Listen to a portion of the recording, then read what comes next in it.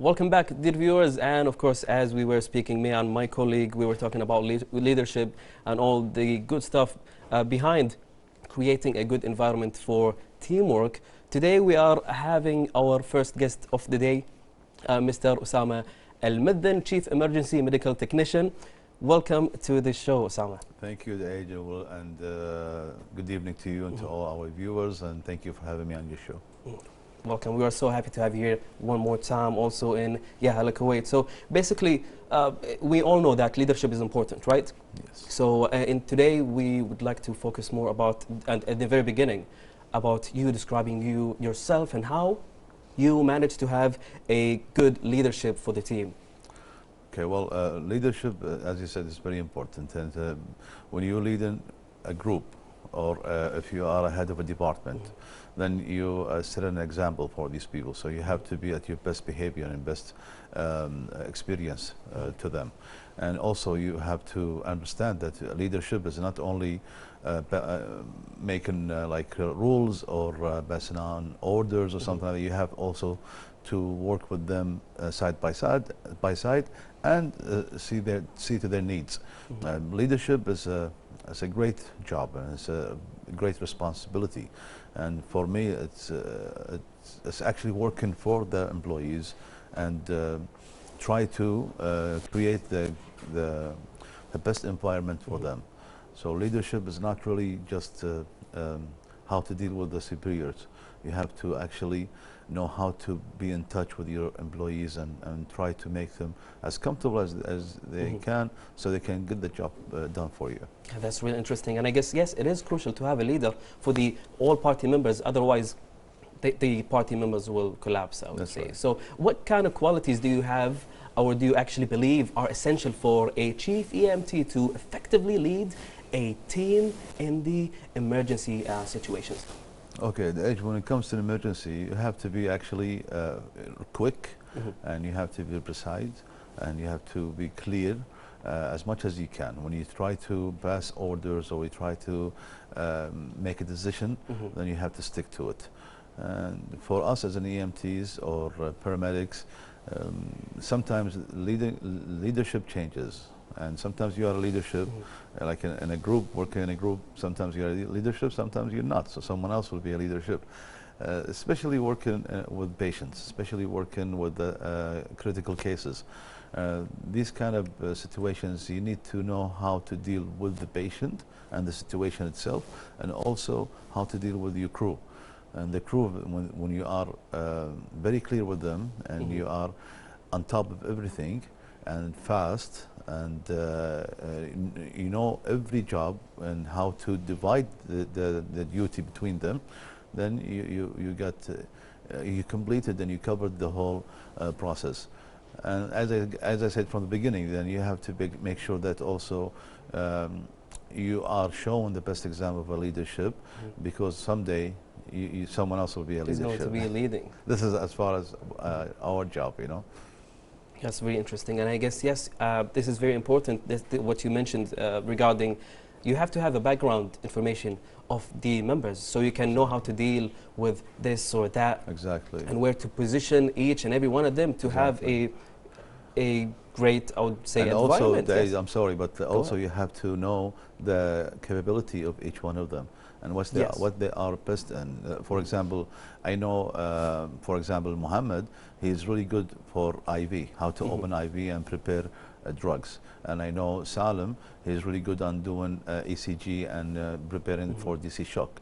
And I know for such anyone's name that he's really good on diagnosing, and he's very fast at diagnosing, give me the accurate diagnosing for this case. So when I know my crew and I know which ones the task that they will be great at, then I have to put them in their task. And of course I have to have someone who reports everything.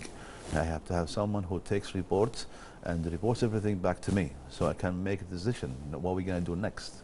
That's nice. I guess this goes with every field, right? I mean, it's almost. I think so. Almost. Yeah. As far as medical field, working on the scene out of the hospital is very hard. working on the scene in hospital, it makes it a lot easier. So the environment actually takes place, you know, to decide how, what are you going to do. And it's different every time. Yes. It's not the same. Exactly. All right, so how do you balance assertiveness and empathy when leading your team? I mean, I guess this is very important. Can you explain to or me be more precise what do you mean about it? Like, so of course they go through a lot, right, during the day and work. So they go through a lot now. How effective your guidance, your empathy towards whatever they're going through? Yeah, I understand your question now. We do this from the beginning, actually, from teaching them from when they are in school, and when we train them after they finish college, and then they come to us. We give them basic courses and we give them advanced courses. So we teach them how to deal with these kind of situations. Our job is dealing with death. We deal with people who are badly hurt and really extreme injuries that not everyone can handle it.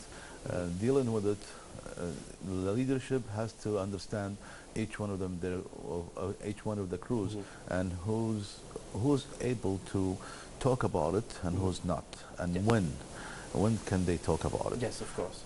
Talking about these kind of things makes it a lot easier. If there is no time and it's back-to-back calls and they have to go to the next call, then maybe on the road you can talk to them. Maybe you can you can ask someone to go out with this person that this person will be comfortable. They can talk on the way. Dealing with this kind of stuff at the age is very hard. Sometimes it takes days, sometimes it takes weeks or months, and sometimes certain situations or certain cases sticks with you for a lifetime. But you have to learn, how to deal with these. Yes, exactly, and come over it, and go on with your life. Because there's other people. As long as you think that there's another people who are in need for your help, then you can put this aside, because this is done. 100%. Finished, yes. Exactly. All right, thank you so much for the information right here. But for now, let's take this really quick break before we get back to you, Mr. Osama. Welcome back, dear viewers, to Hala, Kuwait. And of course, I would like to welcome you back again, Mr. Osama Almethen, Chief EMT. There's something I'm really interested in listening to. This keeps me doing what I'm doing every time I start something, whether it's going to the gym, doing anything in life. Motivation.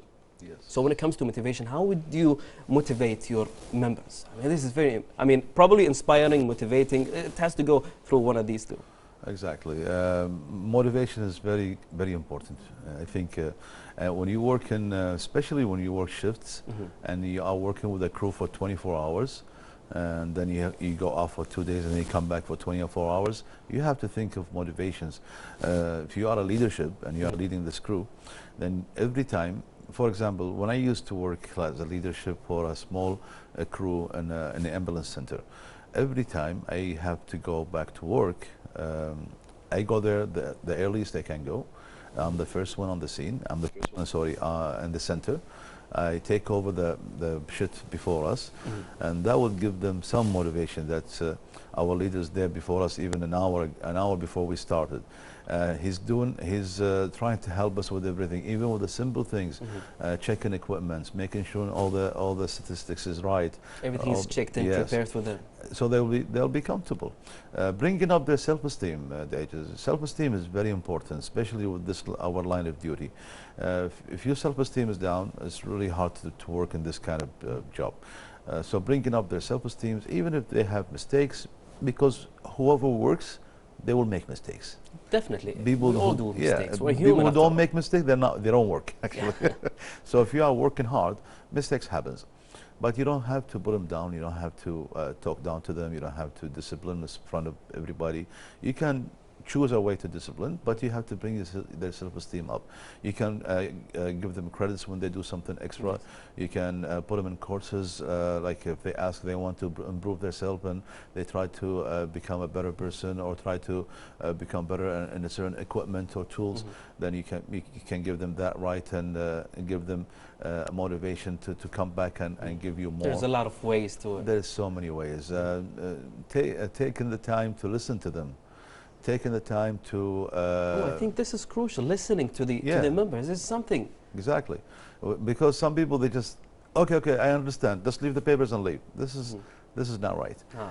Some people, they need to speak. They need somebody to listen to them.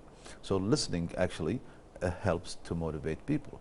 Sometimes when you listen to someone and you know what you've heard this so many times, so don't give them that feeling that you are boring me. You know, I've heard that a million times. No, it's okay. It has to be like you're listening to it for the first time, and it's important, so that they can keep talking and get motivated. Yeah. Oh, yeah. All right. This is what I think. You know, how to deal with with motivation as far as doing our job as an EMTs or paramedics. That's fair enough. Fair enough. That's interesting. All right. So, what kind of strategies do you actually use to help the team members process and recover from particularly the difficult calls? You get these a lot. Yeah. Well, our process in our department is actually, if we find out that these people need help, then we provide that help for them. If they need to direct it to which way to go to get that help, we direct them to these people who can help them get over the situation. If they need time off, we also give them time off. It depends on the situation itself. If they need to change centers or change their shift to another shift, just in case that there's something going on between the crew between them, so we can fix that. Leading a center or leading even a small group, you have to make sure that you know everyone in your group or everyone in the center, and you have to be able to change and switch between them to make them feel better and to make them get over what happened, and maybe you can bring them back to their shift again. Lots of people, especially younger people, they don't understand that. They think why he switched me, why he took me from this ambulance center to another ambulance. They think about it that it's as a discipline, but it's not necessarily as a discipline. It's good for you. We're trying to do. It's for them. Yeah, it's precisely for them. Exactly. But they think otherwise. Probably, lack of it's experience. okay. We used to be that way when we were younger, you know. Yes. So, with time they will learn that, and especially when you are a good leadership and you are an open-minded and you are talkative leadership, you can tell them that this has happened to me when I was younger.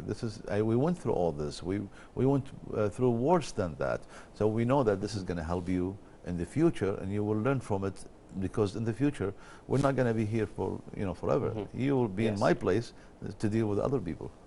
Well, Osama, this is inspiring, to be honest. Thank you. So you gave beautiful information. My pleasure. Yeah, we were so happy to have you here with us in Hala, Kuwait. I'm always happy to be here. Thank you so much. And yes, I guess we are at the end of this interview. Thank you so much for being part of it. And of course, dear viewers, stay with us. We will take this quick break for a report for the Ministry of Interior segment, actually, and then we'll be back.